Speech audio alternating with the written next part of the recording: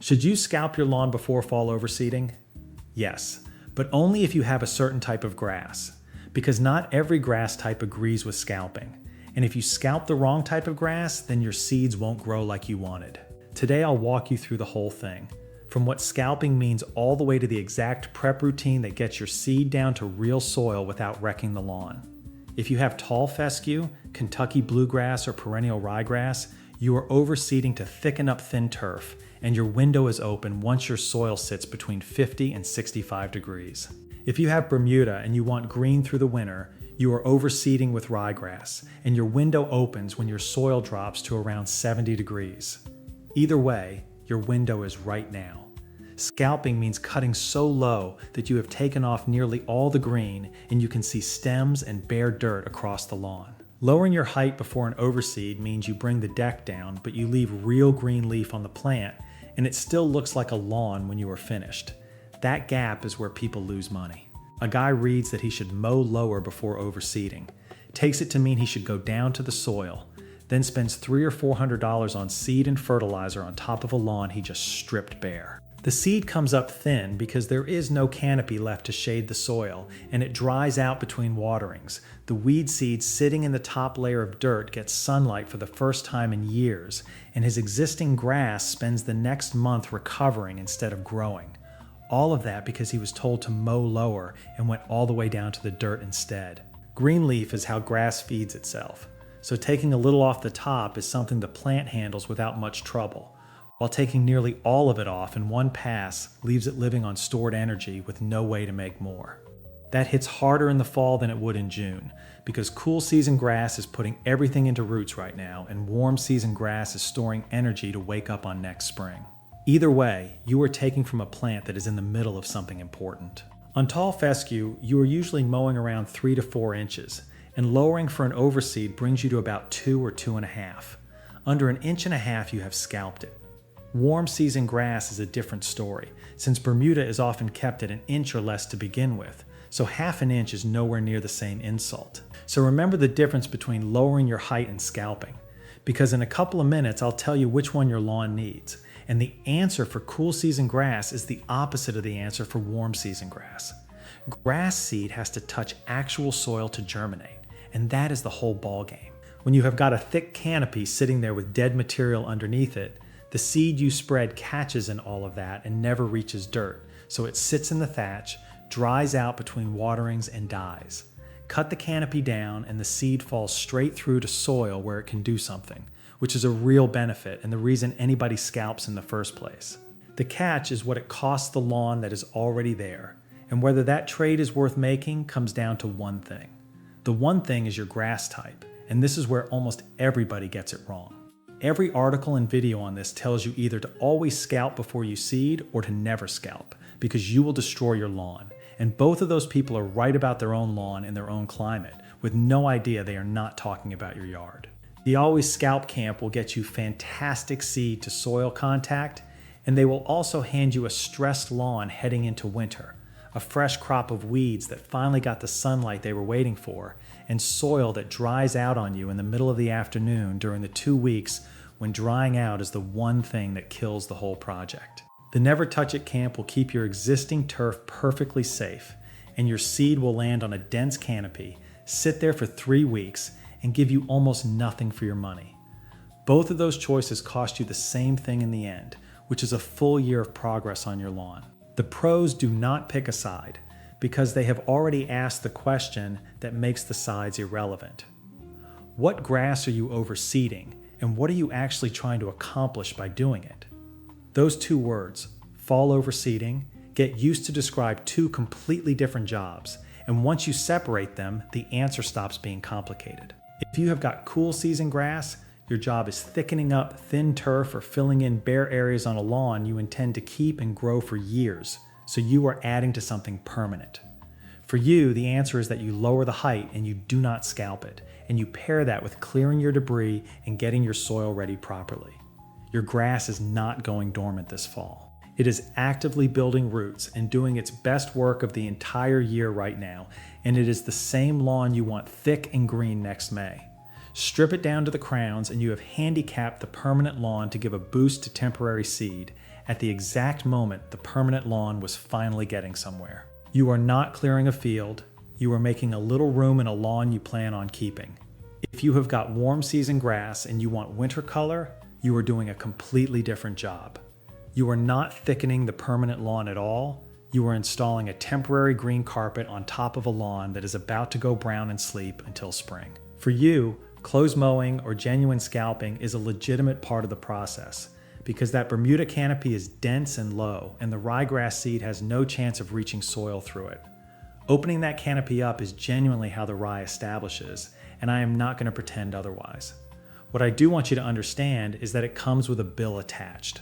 You are taking energy out of the Bermuda at the exact point in the year when it is trying to store reserves for dormancy, so it goes into winter with less in the tank than it would have had.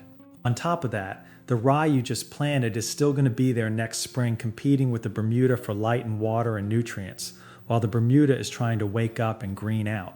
And that makes the transition back slower and patchier than it would otherwise be. Scalping for winter rye is not a free move. It is a financed one, and the payment comes due in April rather than October. Same word, same tool, same weekend, and completely opposite advice, with the only thing that changed being what is already growing in your yard. Think about that for a second, because that is the whole video right there. If you watch a video shot in Phoenix about scalping Bermuda down for winter rye and then run that exact routine on a tall fescue lawn in Ohio, you have not followed bad advice badly. You have followed perfectly good advice that was never addressed to you in the first place. This is the step that separates the people who know what lawn they own from the people who are copying somebody else's weekend. Knowing which lawn you own is the whole game, and that is the idea behind my book, Fix Your Lawn in 30 Days. Because knowing which lawn you have and what it needs this month is worth more than anything you can buy at the store. Most of the folks I talk to have already spent good money on seed that never came up, and they are looking at the same bare patches they were looking at last year. If that is you, the book tells you exactly what to do, what to buy, and when to put it down. Scan the QR code on the screen or click the link in the description to get your copy. Your grass type gives you the starting answer, but there are 4 more things that can change it, and you can run through all of them in about a minute standing in your driveway. The first one is how healthy your lawn actually is right now, and this one gets skipped constantly. A thin, stressed lawn that got beaten up by drought and heat all summer has almost nothing left in reserve, so taking the height down aggressively is not preparation at that point. It is a second injury on top of the first one. A dense, healthy lawn that came through the summer in decent shape can handle a lot more because it has the leaf area and the root system to recover from it. If your lawn is struggling, the honest move is to leave the height alone and fix the lawn itself first, because seed dropped onto a weak lawn does not fix a weak lawn. The second question is your climate and how far into the season you are, because the later it gets, the less time your permanent grass has to recover from anything you do to it before growth shuts down for the winter. Early in the window, you have some room to work with, while late in the window, every bit of stress you add is stress the lawn carries all the way through until spring. The third question is what you are actually trying to do, since patching a few bare spots is a different job than thickening the whole lawn, and both of those are different from putting down temporary winter color. Match how aggressive you get to the size of the job in front of you, because there is no reason to take the whole lawn down when the problem is a strip along the driveway. The fourth question is whether thatch is the real problem, and for a lot of you, it is. If you have a heavy layer of dead material built up at the soil surface, that is the actual reason your seed is not reaching dirt, and mowing shorter does absolutely nothing about it because it is sitting underneath the grass rather than on top of it. Dethatching or core aerating is what deals with that, and if you want the full walkthrough on aeration, I covered it in detail in the fall routine video. So the short version is that cool season lawns come down some. Warm season lawns headed for rye can go short with the understanding that you pay for it in the spring, and a weak lawn of any type gets left alone until it is strong enough to take it. That brings us to how you actually prepare the lawn, and this is where it all pays off, because there is a way to get nearly all of the seed to soil benefit without handing your lawn the bill for it. The first thing is to bring the height down gradually instead of all at once. So rather than dropping the deck to its lowest setting and making one pass, you take it down over 2 or 3 mows across a week or 10 days. The rule to stay inside is never taking off more than about a third of the blade height in a single cut, which gives the plant time to adjust between passes. You end up at the same final height either way, and the amount of shock you put the lawn through is completely different. Once you are at your height, put the bag on the mower and clear the surface off. And I know that feels wrong because I spend the rest of the year telling everybody to mulch their clippings back into the lawn. This is the exception because those clippings and any leaves that have started coming down are exactly what your seed is going to land on instead of soil, and a pass with the bag on shreds all of it and vacuums the surface clean in one shot. You get real dirt to work with, which is the entire point of everything you are doing this weekend. If you have got heavy thatch, deal with it properly at this stage with a dethatcher or a core aerator rather than trying to mow your way through it, because that layer is the barrier and no mowing height fixes it. Then get your actual seed to soil contact, and this is the part that resolves the whole question we have been chewing on, because core aeration and raking or scratching up the surface on your bare spots gets you the same benefit that scalping was supposed to buy you without stripping the canopy off your permanent lawn to get it. Every one of those aeration holes catches and cradles seed at the right depth, and a bare spot you scratched up with a rake takes seed just as well as a scalped one does. You are getting the payoff without paying the price, which is why this is the answer for most of you. Spread your seed the same way you spread everything else, with one full pass in one direction at half the rate on the bag, and then a second pass perpendicular to the first one at the other half. Same total amount of seed, twice the coverage, and no thin strips running down the middle of your yard where you overlapped badly. Then comes your watering, and this is the step that decides whether the entire weekend was worth doing, so I want you to sit with it for a second before you skip ahead. New seed that dries out one single time is dead, and it does not slow down or get a little stressed and bounce back. It is simply gone, and you have to buy more. You water it light and frequent, which means running your sprinklers 4 or 5 times a day for about 10 to 15 minutes each time, keeping the top inch of soil damp all day long for the full 2 to 3 weeks it takes to germinate. That is the opposite of how you water an established lawn, where you want one deep soak once or twice a week to train the roots downward, and mixing those two up is how people kill a project they did everything else right on. Here is where all of this loops back to the scalping question. Because a lawn you took down to the dirt has no canopy left to shade the soil, which means it dries out considerably faster in the afternoon sun, and your margin for error on the one step that already kills more overseeds than anything else gets a lot thinner.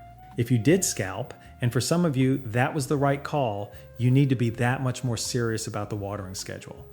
If you have a decent sized yard, a hose splitter running 3 or 4 sprinklers off one spigot on a timer is the difference between actually running that schedule and telling yourself you will remember to move a sprinkler every 3 hours, and you will not remember. Let me pull it together, because lined up in order this stops being complicated at all. Scalping and lowering your mowing height are 2 different jobs that share a conversation, and the seed to soil logic behind scalping is completely real, but it ignores what the move costs your existing lawn. The fork between cool season and warm season decides your answer, and your grass type, your lawn's health, your climate, your goal, and your timing fill in the rest of it. Then the prep sequence, which is lowering gradually, bagging your debris, dealing with thatch, opening the soil, spreading evenly and watering light, and often gets you the benefit without the bill. Most cool season lawns get mowed lower before overseeding and do not get scalped. Some warm season lawns do get scalped for winter rye, and the people doing it are paying for it next spring with their eyes open. Nobody scalps a lawn that is already weak. The bigger thing to take from all of this is that scalping is a trade rather than a technique. You are spending health out of the lawn you already own in order to buy a better start for seed you have not planted yet, and the only question that matters is whether that trade makes sense on your particular yard. 2 neighbors can go out this same weekend with the same bag of seed, the same starter fertilizer, and the same afternoon free, and one of them checks what grass he has before he drops the deck while the other one copies a video he watched on his phone. Next May, those 2 lawns look nothing alike, and it was not the seed, and it was not the budget that did it. If you remember one thing out of this whole video, make it this. Do not ask whether scalping helps the seed, because it does. Ask what it costs the lawn that is already there, and then decide whether you want to pay it. Your window for this is open right now and it closes on its own schedule, so make the call this week while your soil is still warm enough for any of it to matter. So let me know in the comments, what grass are you overseeding this fall? And were you planning on scalping it before you watch this? Tell me if I changed your mind, because I am honestly curious. And thanks for watching. I will see you in the next one.